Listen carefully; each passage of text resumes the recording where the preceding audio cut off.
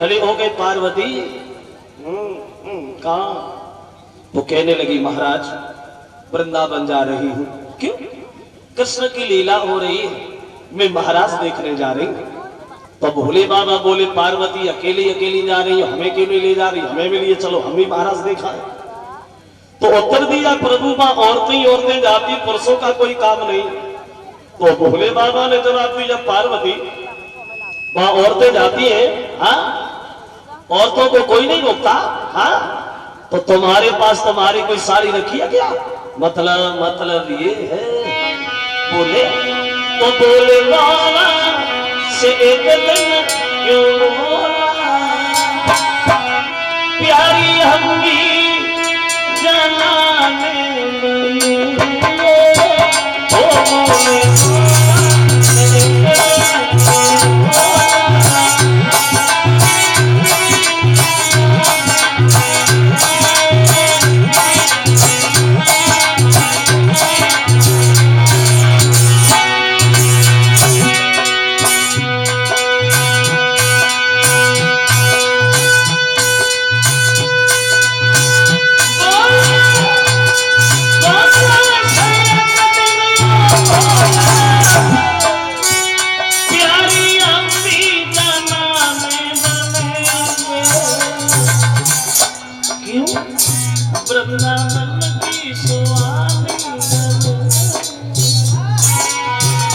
वृंदावन की सुहानी गल देखो मेरा सुहानी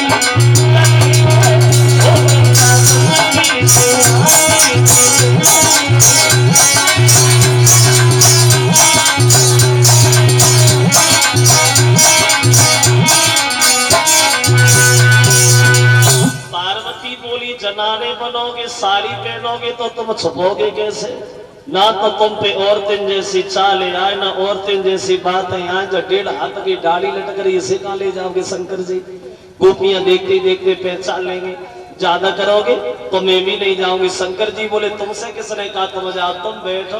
हम तो गए, साड़ी उठाए ले आए, जनाने बनने लगे, औरतों वाला श्रृंगार कर बैठी कैलाश पर्वत पे। क्या दशा है वहां? तो बनी गए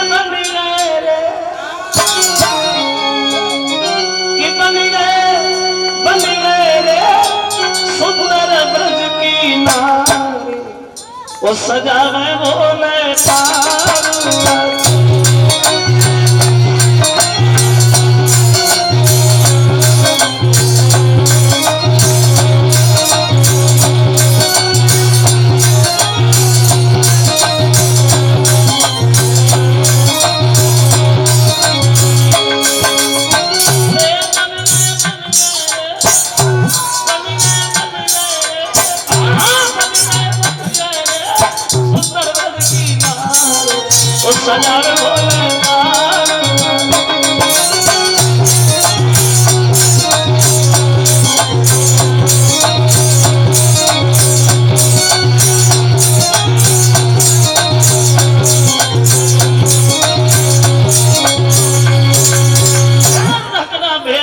संत भक्तों, जब भोले बाबा लंबो घूंघट मार के तैयार हो गए, अब बोलो पार्वती अभी कोई पहचानेगा? तो पार्वती बोली शंकर जी गोपियां देखते ही देखते पहचान लेंगे, मेरी बहुत हंसी होगी, मत जाओ। शंकर जी बोले मत जाओ, पूरी रात हो गई, मत जाओ तो मत ना जाओ, तो गाएंगे। चल दिए। पार्वती बोली रुको हम भी आ रहे। बोले आ तुम आगे आगे पीछे पीछे, और आगे आगे पार्वती पीछे भोला भंडारी। बड़े मन में मगन है, विचार आ रहे हैं। बचपन में कन्हैया को देखा था, आज दोबारा फिर दर्शन हो गए, ये सोच के आगे बढ़े हैं। लेकिन महाराज में घुस भी नहीं पाए। उससे पहले एक लड़की ने दरवाजे पे खड़ा कर लिया, खड़ी हो जा। तो पार्वती बोली हम तो महाराज देखने आए हैं, देखो खूब देखो। ऐसे थोड़ी देखोगी, कैसे देखेंगे? परिचय बताओ, कहां से आई, क्या नाम है तुम्हारा, कहां रहती हो, तब जाओगी। तो पार्वती मन में सोचने लगी हम अपना परिचय तो दे देंगे, जो पीछे घूंघट मारे खड़े इनके लिए क्या कहेंगे ये कौन है? बोले तुमने हमें पहचाना नहीं, मैं हूं ना, मैं कैलाश पर्वत से आई हूं। गोपी बोली अच्छा माफ करना पार्वती जी, शंकर जी की पत्नी, आप जाओ आप जाओ। अब पार्वती अंदर घुसी, भोले बाबा घूंघट मारे पछेली लगे। अब गोपी ने खला गली खड़ी हो जा, तुम ही तो बता दो कहां से आई। अब बोल ही नहीं रहे, चुपचाप खड़े हैं। पार्वती ने पीछे मुड़ के देखा, शंकर जी तो दरवाजे पे ही रह गए, लौटे हैं क्यों? इन्हें काय को रोक लिया, इन्हें क्यों नहीं जाने दिया? गोपी बोली माफ करना पार्वती, हम आपको तो जानते हैं भोले बाबा की पत्नी वजह घूंघट मारे खड़ी थे, मेरे समझ में ही नहीं आई। अगर तुम्हारे साथ आई है तो तुम्हें इनका परिचय दे दो। पार्वती सोचने लगी हाय अब का कहे। एकदम से शंकर जी का हाथ पकड़ा, धीरे से झटका दिया, कितनी बार का घर पे बैठो तुम नहीं माने, बताओ क्या कहिए, इससे क्या कहे? शंकर जी बोले मन में ऐसो कह देना भीतर लो पहुंचने मेरे काय भर तो सब देख लीजिए। अब पार्वती बात बदल गई, आपने ने पहचाना नहीं, और पहचाना इसलिए नहीं, देखा नहीं, ये है ना कोई गैर थोड़ी। बोले कौन है? बोले सुना ना कौन है कि जय ही गणपति की कि न की। बोले जो मेरे पुत्र गणेशी है ना, कि मेरे बेटा की बहुरिया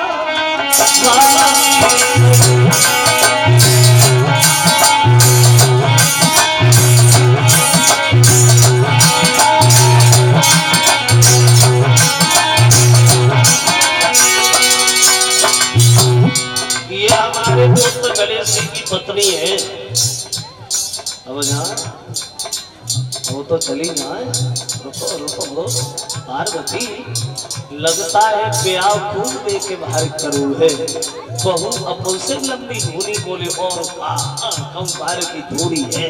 तो गोपी बोली कर ले शादी अपन लला की, खबर लो मैं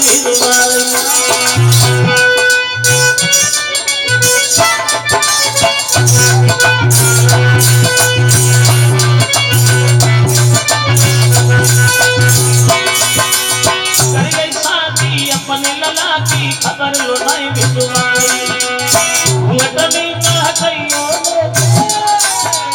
घूंघटनी का हटाइयों में भी ऐसी बहुरी आई, कैसी बेटा की बहुरिया।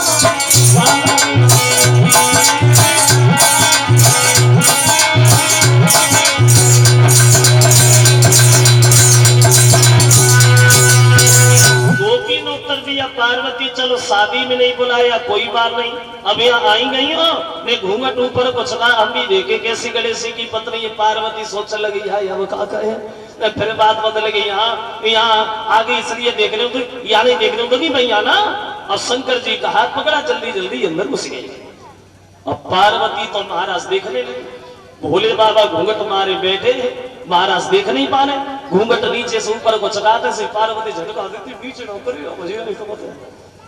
बड़े परेशान देखने गए महाराज, लेकिन देख नहीं पा रहे। एक नजर शंकर जी की पड़ गई कन्हैया के ऊपर, जो नाच रहे थे गोपियों के साथ। और जो कन्हैया को नाचत वो देखो घूंघट मार के बैठ गए, सोचने लगे बाहरे करिया ओरे में बड़ा गुण भरे, कैसे नाच रहे हो? ऐसा लगता है गोपियां पागल कर ली इसने। अब बैठे बैठे भोले बाबा मन में सोच रहे कि करिया करिया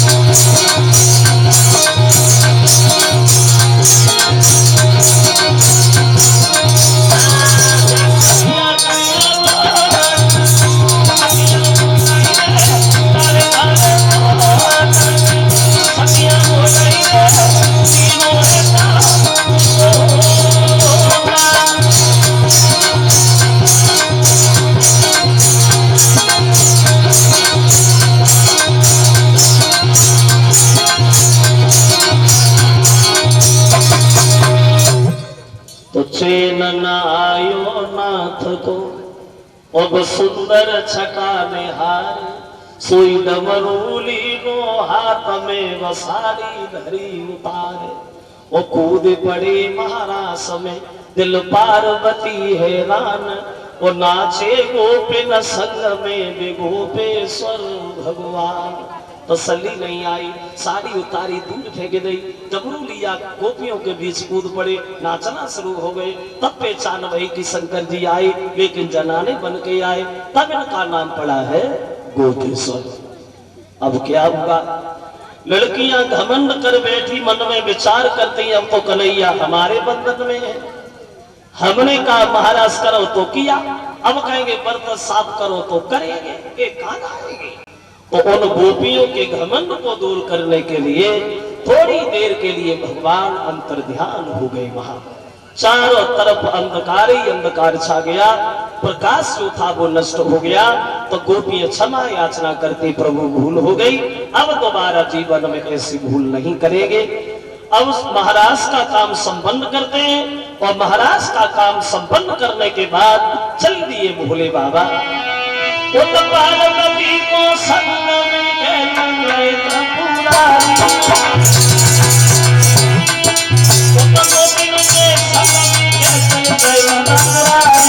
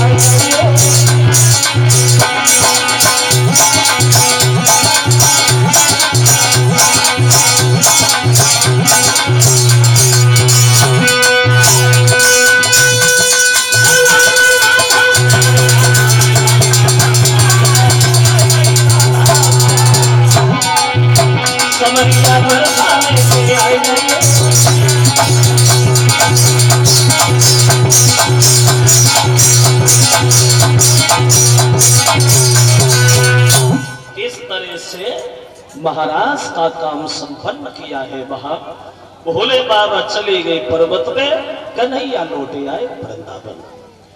चीर हरण की भी लीला करते हैं श्याम बचपन में, और चीर हरण की लीला करने के बाद गोपियों को ज्ञान देते हैं कि स्त्री को कभी वस्त्रहीन होकर के नहीं नहाना चाहिए। जो स्त्रियां बिल्कुल वस्त्रहीन होके नहाती हैं, नग्न होके नहाती हैं, लक्ष्मी उनके घर से सदा सदा के लिए चली जाती है, और जल में रहने वाले वरुण देवता का अपमान होता है। भागवत में तो यहां तक प्रमाण है, अगर स्त्री के घुटनों तक जल है तो उस स्त्री को उस जल में घुसना भी मना है। ये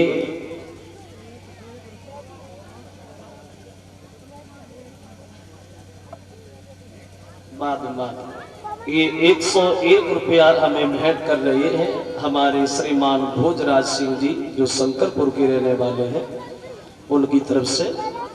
अभी थोड़ी देर में देर समय होगा, हाँ अभी बैठ। ये 100 रुपया आए हैं कृष्णा सनो दशरथ सिंह, एक मुकुट एक हार, और 21 रुपया साथियों के करीब आए हैं कृष्णा की तरफ से।